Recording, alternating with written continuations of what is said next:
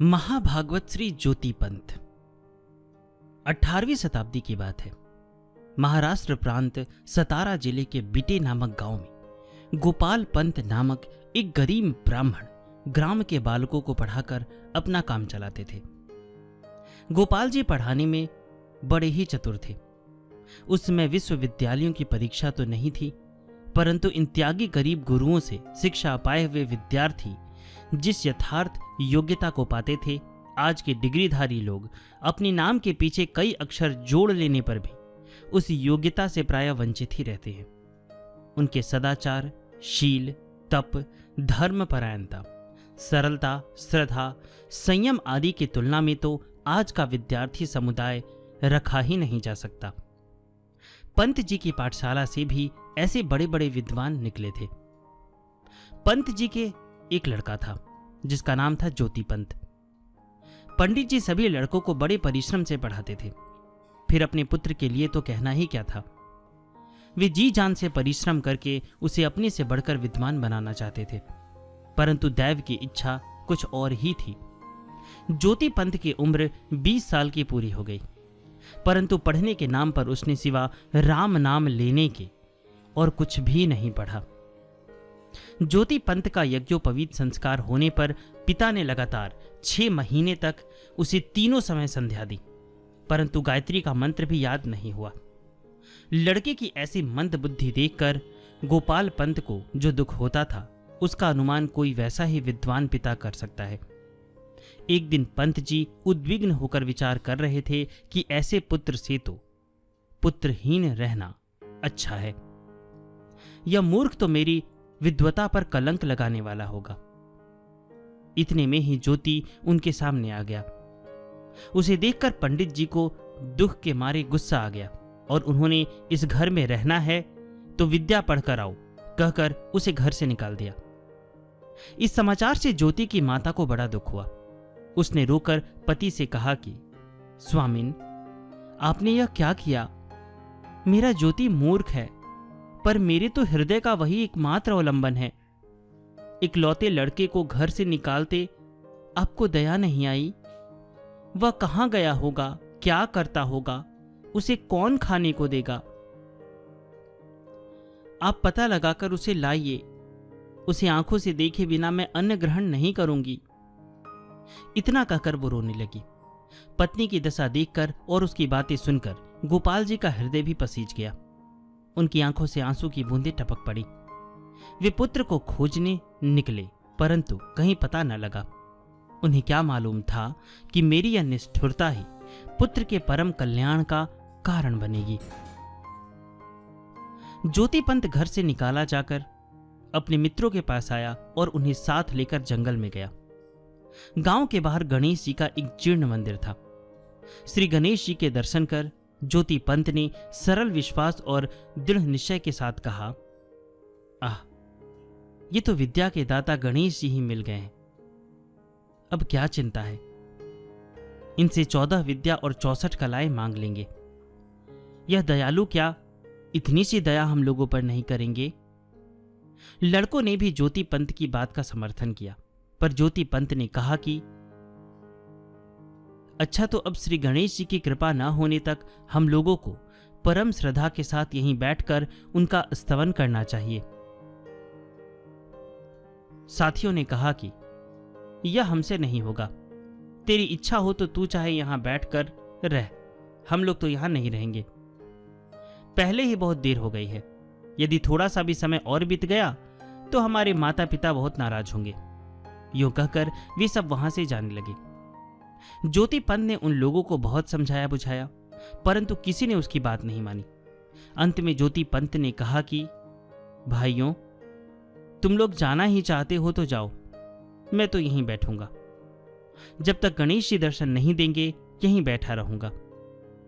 परंतु इस मंदिर का दरवाजा बंद करके उसे चूने मिट्टी से लीप दो, जिससे बाहर का कोई आदमी मुझे देख न सके, और गांव में जाकर मेरे संबंध में किसी को कुछ कहना नहीं। लड़कों ने प्रतिज्ञा की और मंदिर का दरवाजा बंद करके उसे भली भांति लीप पोत कर सब अपने अपने घर को चले गए। किसी ने भी ज्योति पंत के बारे में किसी से कुछ नहीं कहा। पुत्र का पता न लगने से माता पिता के कलेश का पार नहीं रहा। पुत्र वियोग में दोनों के दिन रात रोते बीतने लगे। लगातार 6 दिन हो गए, घर में चूल्हा नहीं जला। छठी रात को गोपाल जी को स्वप्न में श्री शिवजी ने दर्शन देकर कहा, तुम लोग चिंता ना करो, मेरी कृपा से तुम्हारा पुत्र बड़ा ही भक्त और यशस्वी होगा। इधर 6 दिनों से ज्योति पंत मंदिर में एक आसन पर बैठा श्री गणेश जी का ध्यान स्तवन कर रहा है। 6 दिन में उसे भूख प्यास ने बिल्कुल नहीं सताया। वृत्तियां पूर्ण रूप से श्री गणेश जी में लग गई। 7वें दिन चतुर्भुजधारी श्री गणेश महाराज ने साक्षात प्रकट होकर अपना वरद हस्त ज्योति पंत के मस्तक पर रखकर उससे मनमाना वर मांगने को कहा। ज्योति पंत चेतना लाभ कर भगवान श्री गणेश जी के चरणों पर गिर पड़ा और बोला कि प्रभु, पहले तो मेरी विद्या लाभ की इच्छा थी, परंतु अब तो मैं केवल तत्व ज्ञान और निष्काम प्रेमा भक्ति की भीख चाहता हूं। इसके अतिरिक्त मुझे और कुछ नहीं चाहिए। हे कृपा सागर, मेरी इतनी सी इच्छा आप पूर्ण कर दें। श्री गणेश जी ज्योति पंत की प्रार्थना सुनकर बड़े ही प्रसन्न हुए और उसकी जीभ पर ओम लिखकर उससे कहने लगे, तेरी पूर्व इच्छानुसार तुझे विद्या तो दे दी गई, तेरा दूसरा मनोरथ भी सफल होगा, परंतु उसके लिए अभी कुछ समय लगेगा। कुछ दिनों बाद तुझे काशी जाना पड़ेगा। वहां 6 महीने अनुष्ठान करने पर श्री व्यास जी के द्वारा गंगा जी में तुझे मंत्र की दीक्षा प्राप्त होगी। तब तेरी कामना पूर्ण होगी। मेरी बात पर दृढ़ विश्वास रखना और किसी समय कोई भी कार्य हो तो मुझे स्मरण करना। तुम्हारे स्मरण करते ही मैं दर्शन दूंगा। अब तुम अपने घर जाओ। विद्या प्राप्त कर ज्योति पंत घर आ गया। आज माता पिता के आनंद का पार नहीं है। ज्योति पंत ने माता पिता को सारा हाल सुनाया और उसकी विद्वता देखकर उन्हें उसकी बात पर विश्वास भी हो गया। गांव के लोगों को जब ज्योति पंत के विद्या पढ़कर घर आने का समाचार मालूम हुआ, तब लोगों ने उनके घर आ आकर बधाइयां दी। उन लड़कों को बड़ा ही पश्चाताप हुआ जो ज्योति पंत की बात न मानकर जंगल से लौट आए थे। ज्योति पंत के मामा महीपति पूना में पेशवा के एक प्रधान कार्यकर्ता थे और संपत्तिवान पुरुष थे। ज्योति पंत की माता ने लड़के को काम सीखने के लिए उसके मामा के पास भेज दिया। बड़े आदमी के यहां अभिमान गरीब संबंधी की कदर नहीं होने देता।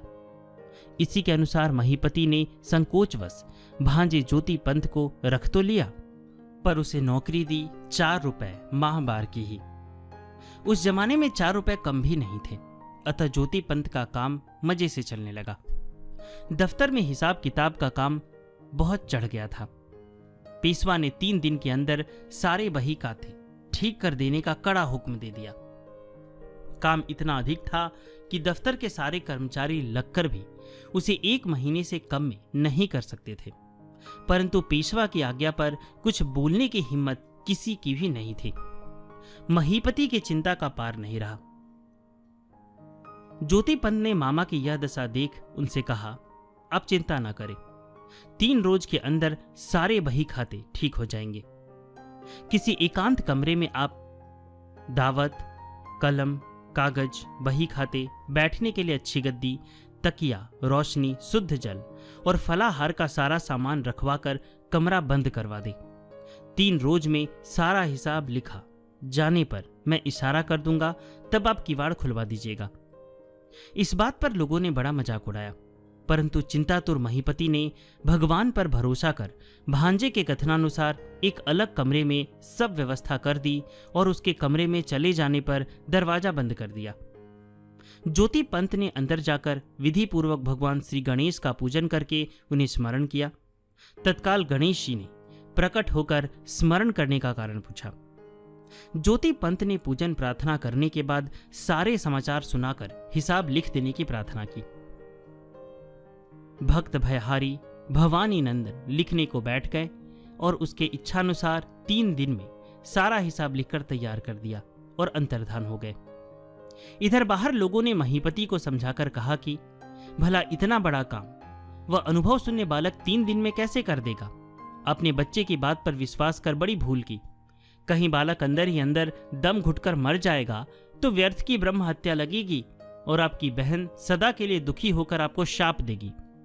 भलाई इसी में है कि आप दरवाजा खोलकर उसे बाहर निकाल दीजिए और फिर हिसाब लिखने का दूसरा प्रबंध सोचिए। 3 दिन हो चुके थे। ज्योति पंत दरवाजा खोलने को कहना ही चाहता था, इतने में उसने उपर्युक्त बात भी सुन ली और पुकार कर तुरंत ही दरवाजा खुलवा लिया। सारे बही खाते पूरे तैयार देखकर सब लोग दंग रह गए। अक्षर तो इतने सुंदर और इतने आकर्षक थे कि लोग एकटक लगाए उनकी ओर देखने लगे। महीपति बहियों को देखकर हर्षोत्फुल्ल हृदय से दरबार में पहुंचे। पेशवा ने आश्चर्यचकित हो महीपति से काम करने वाले का नाम पूछा और उसे दरबार में हाजिर करने की आज्ञा दी। महीपति ने घर आदमी भेजकर ज्योति पंत को राजकीय पोशाक में आने के लिए कहलवा दिया। ज्योति पंत दरबारी पोशाक न पहनकर अपने नित्य के मामूली वेश में दरबार में आया और पेशवा का यथा योग्य अभिनंदन करके नम्रता के साथ एक ओर खड़ा हो गया। उसके निर्मल तेजस्वी चेहरे को देखकर सभी आश्चर्य में डूब गए। पेशवा ने बड़े प्रेम से उसे पास बुलाकर परिचय पूछा। ज्योति पंत ने विनम्र मधुर स्वर में कहा, राजन, मैं श्रीमान महीपति जी की बड़ी बहन का लड़का हूँ। मेरा नाम ज्योति पंत है। माता की आज्ञा से कुछ काम करने मामा जी के यहाँ आया हुआ हूँ और उनके आज्ञानुसार काम करता हूँ। वे कृपा पूर्वक मुझे 4 रुपए मासिक देते हैं, जिससे आनंद से मेरा काम चल जाता है। बालक की सच्ची सरल वाणी सुनकर पेशवा ने प्रसन्न होते हुए फिर पूछा, ज्योति पंत, 3 ही दिन में इतना बड़ा काम कैसे हो गया? इतने सुंदर हस्ताक्षर कैसे बन गए हैं? हमने तो ऐसे अक्षर आज तक कभी नहीं देखे। सच बताओ, इसमें क्या रहस्य है? ज्योति पंत ने कहा, महाराज, मेरी प्रार्थना पर भगवान श्री गणेश जी ने सारा हिसाब ठीक करके लिख दिया और ये उन्हीं के हस्ताक्षर हैं। इसके बाद पेशवा के आग्रह करने पर ज्योति पंत ने श्री गणेश जी की कृपा प्राप्त करने का सारा हाल उन्हें सुनाया, जिसे सुनकर पेशवा को बड़ा ही आनंद हुआ। पेशवा ने ज्योति पंत को सुयोग्य समझकर अपने हाथ से अधिकार की पोशाक और राज की मोहर देकर उसे पुरंदर किले की रक्षा का भार सौंप दिया। आज ज्योति पंत की इज्जत महीपति से बढ़ गई। अब महीपति भी भांजे के गौरव से अपने को गौरवान्वित समझने लगे। भोजन के समय मामा ने उसे अपने पास बैठाकर स्वर्ण के पात्रों में भोजन करवाया। भगवान के प्रेम का पात्र, सबके आदर का पात्र कैसे न हो। ज्योति पंत अधिकार प्राप्त कर पुरंदर किले पर पहुंचे और थोड़े ही दिनों बाद अपने माता पिता को भी उन्होंने वहां बुलवा लिया और एक नम्र सेवक की भांति भक्ति भाव से उनकी सेवा करने लगे। इसी प्रकार कुछ दिन बीत गए। उन दिनों उत्तरी भारत पर प्रायः पठानों के हमले हुआ करते थे। पेशवा ने भी उनका मुकाबला करने के लिए तैयारी कर रखी थी। कुछ दिनों बाद एक रात को ज्योति पंत ने स्वप्न में यह आदेश सुना कि अब तुम्हें भगवान की विशेष दया प्राप्त होगी, अतएव तुम यहाँ एक क्षण भी न ठहर कर काशी चले जाओ।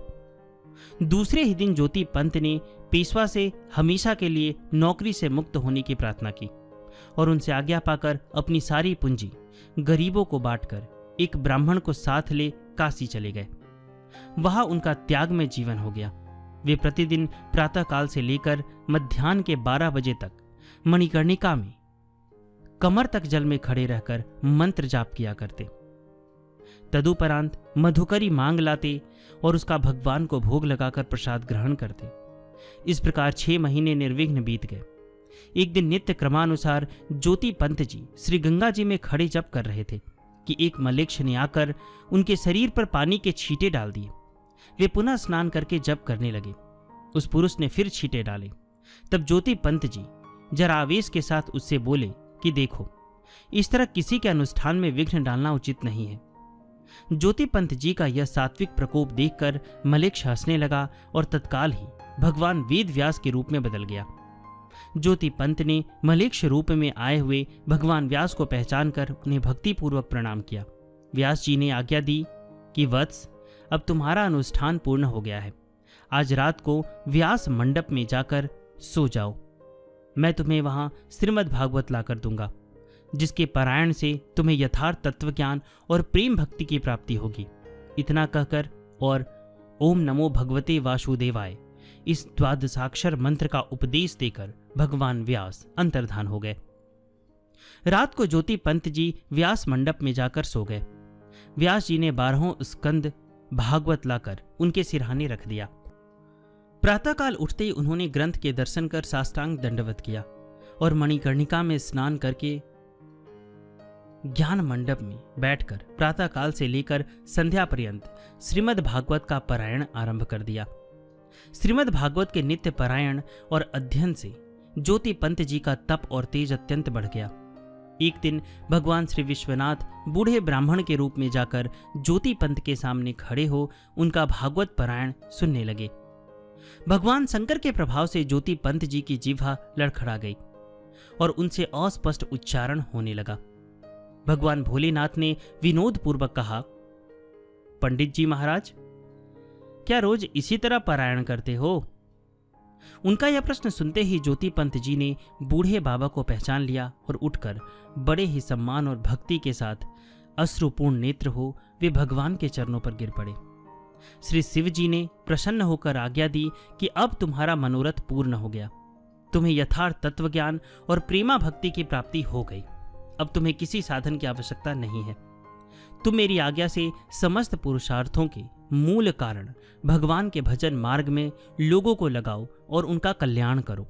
इतना कहकर बाबा विश्वनाथ अंतर्निहित हो गए। ज्योति पंत जी की इस स्थिति की बात काशी में फैल गई और वहां के विद्वानों ने भगवान व्यास प्रदत्त श्रीमद् भागवत ग्रंथ को सिंहासन पर विराजित कर उसकी सारी सवारी निकाली और ज्योति पंत जी को महाभागवत की उपाधि प्रदान की। इसके बाद ज्योति पंत जी महाराष्ट्र लौट आए। वहां उन्होंने जीवन भर जगह जगह घूम घूम कर भगवान की भक्ति का प्रचार किया, अनेक मंदिर बनवाए और लोगों को भक्ति मार्ग में लगाया। अंत में विक्रम संवत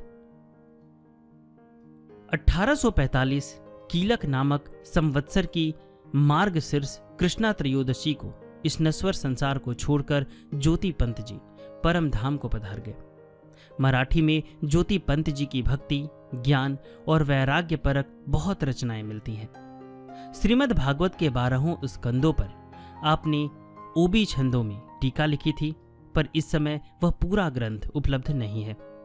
कहा जाता है कि भगवान व्यास देव जी के द्वारा दिया हुआ श्रीमद् भागवत ग्रंथ चिंचेरेण ग्राम में अब भी ज्योति पंत जी के वंशजों के पास है। अगर आप ये महाराष्ट्र से सुन रहे हैं और आपको इस जगह के बारे में पता है तो डिस्क्रिप्शन में हमारा व्हाट्सएप नंबर दिया गया है।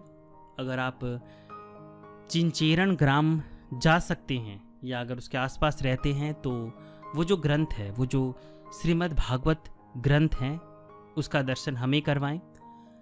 आप वहाँ वीडियो रिकॉर्डिंग करके हमें भेज सकते हैं। वहाँ पे जो भी होंगे उनसे आज्ञा लेके तो उनके दर्शन हम सभी भक्तों को कराएंगे। या फिर मैं कोशिश करूँगा, अगर भगवान की कृपा हुई, मैं थोड़ा सक्षम हो पाया तो मैं इस ग्राम की यात्रा करूँगा और आप सबों को दर्शन कराऊँगा।